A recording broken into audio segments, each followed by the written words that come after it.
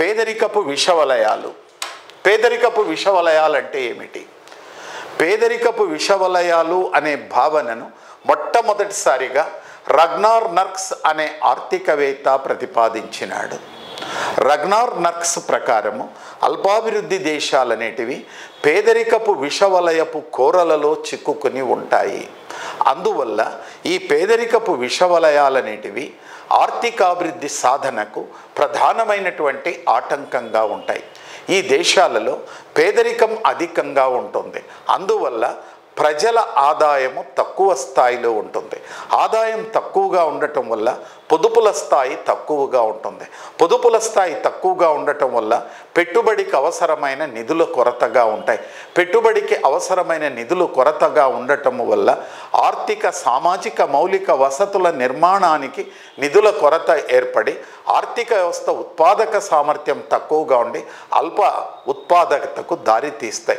అల్ప ఉత్పాదకత అనేది అల్ప వనరుల వినియోగానికి, అల్ప మానవ వనరుల వినియోగానికి దారితీసి దెన్ పేదరికంలోకి వస్తుంది. కాబట్టి ఈ దేశాలలో ఎటువైపు నుంచి చూసినా ఈ పేదరికపు విషవలయపు కోరలలేంటివి ఉంటాయి. అదేవిధంగా ఈ పేదరికపు విషవలయాలు అభివృద్ధి సాధనకు, వృద్ధి రేటు సాధనకు ఆటంకాలుగా ఉంటాయి.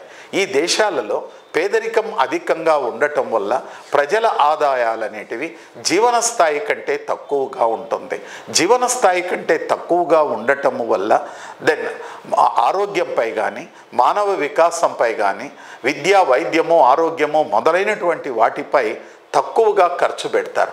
ఫలితంగా ఈ దేశాలలో మానవ నైపుణ్యము, మానవ వికాసం తక్కువగా ఉంటుంది. మానవ వికాసం తక్కువగా ఉండి శారీరక శ్రమను నమ్ముకొని పని చేస్తూ ఉంటారు. అందువల్ల వీళ్ళ ఆదాయాలు తక్కువగా ఉంటాయి. ఆదాయాలు తక్కువగా ఉండటం వల్ల పొదుపుల స్థాయి తక్కువగా ఉంటుంది.